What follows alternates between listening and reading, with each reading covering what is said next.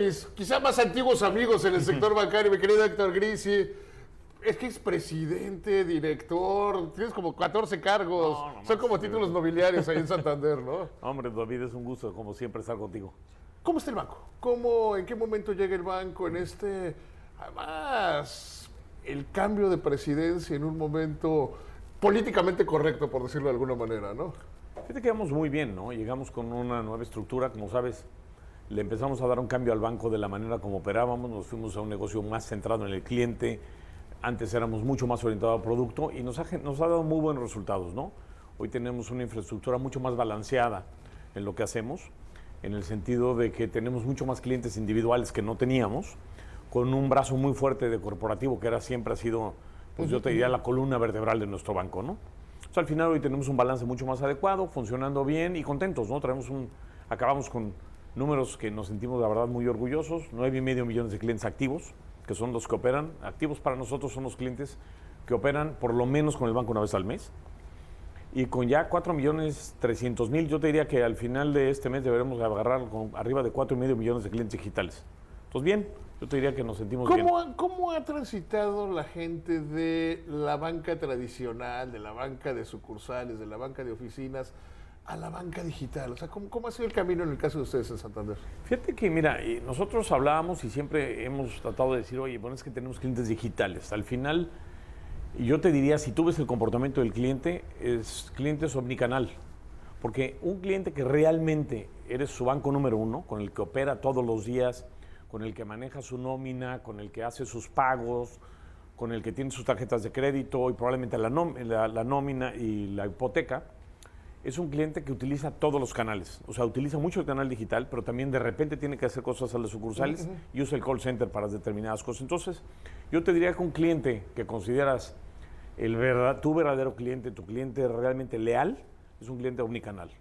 O sea, no hay diferencia, no enganchas por la parte digital. Puede ser, pues, es más una cosa que otra, pero al final utilizas todas las líneas. ¿Cómo se ve el negocio en este año? ¿Cómo se ve el negocio del banco? ¿Cómo se ve para Santander este año? Mira, el negocio, la verdad es que los 2 primeros meses del año iba bien. Nosotros estábamos optimistas y digo estábamos y un poquito con el paréntesis de lo que estábamos viendo del coronavirus, ¿no?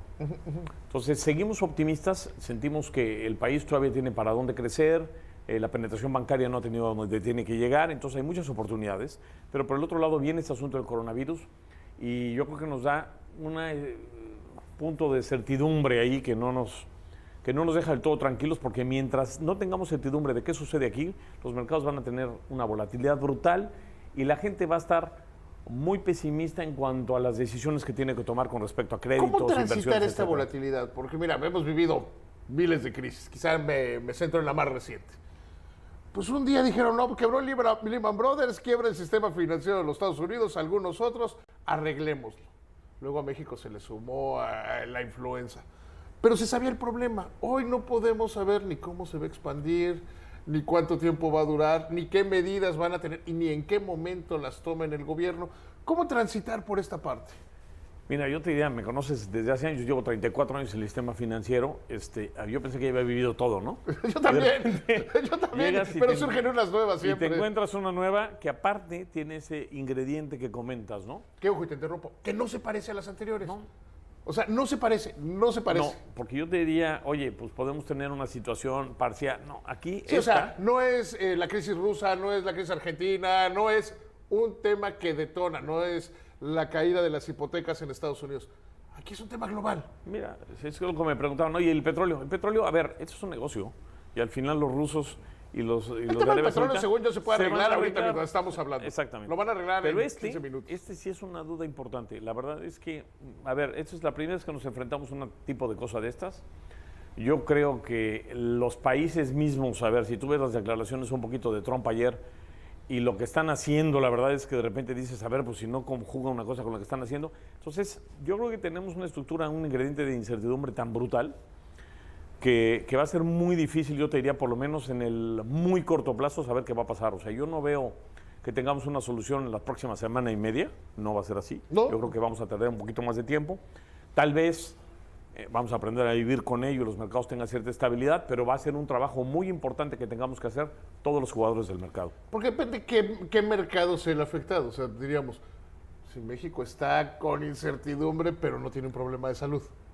Si se detonara el problema de salud, y si no es en México o en Guatemala, o sea, depende de cómo se desarrolle, digamos, ¿no? Y el alcance que pueda llegar a tener Estados Unidos y las medidas que tome el gobierno de Trump. Yo creo que es un punto básico, ¿no? A ver, acuérdate que tenemos el 80% de nuestro país tiene de cierta u otra manera pues un ensamble con Estados Unidos. Entonces va a ser muy complicado que no nos afecte lo que está pasando allá. Y por el otro lado, pues mucho lo que comentas, ¿no? O sea, no tenemos una certeza clara de cómo van a resolver el problema y entonces vamos a tener que trabajar en conjunto mucho para que esto se dé y para darle. Y lo otro punto es lo que comentas, es que en qué mercado, es que todos los mercados están descompuestos. Cambios, tasas y las bolsas. Sí, o sea, no hay. O sea, todos están básicamente, a ver, me decían una frase y no quiero ser amarillista, pero decían, oye, el mercado está roto. No está roto, pero sí yo te diría, en cierta medida, pues el mercado está muy complicado porque acuérdate que los mercados funcionan, pueden ser malas noticias, pero ya, fue la mala noticia, Sí, tomo son mi hechos. pérdida. Aquí no hay hechos. Tomo mi pérdida y se acabó, aquí es muy diferente. Ahora bien, las medidas que anunciaron Banco de México, la Secretaría de Hacienda, funcionan, te dan tranquilidad para, en la medida que no van a arreglar nada, pero que van a dar espacio para pensar, digamos, ¿no? Mira, yo creo que la parte importante es que los mercados sientan que hay un respaldo y que hay liquidez. O sea, el mercado cuando realmente al final entra en pánico es cuando no puede salir.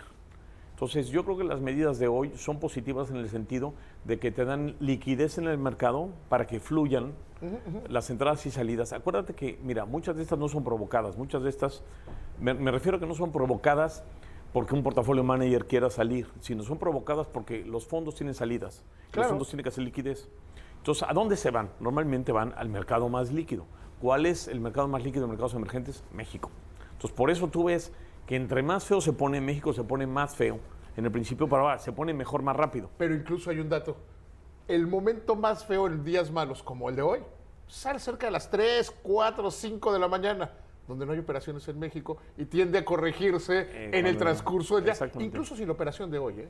Totalmente. Entonces, mira, yo me levanté muy temprano hoy, pues estaba yo levantado a las 5:30, empecé a ver más o menos cómo se movía el mercado, dije esto, Estaba ya sabíamos. 22.60, a Sí. las 5 de la mañana estaba 22.60. Entonces, al final, yo creo que lo que tenemos que tener es un poquito de paciencia, es muy importante.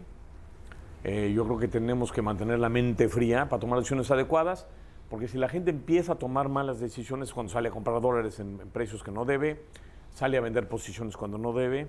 Entonces, yo creo que aquí lo que tiene que reinar es un poquito la paz, la tranquilidad y confiar en que las cosas van a salir bien al final, ¿no? Mi querido director, te agradezco de veras muchísimo. No, hombre, igualmente. Y en especial que oigas el programa todas las noches. No, te lo hombre, agradezco, te un lo gusto. agradezco mucho. Hasta luego, David. Siempre me gusta Gracias. platicar contigo.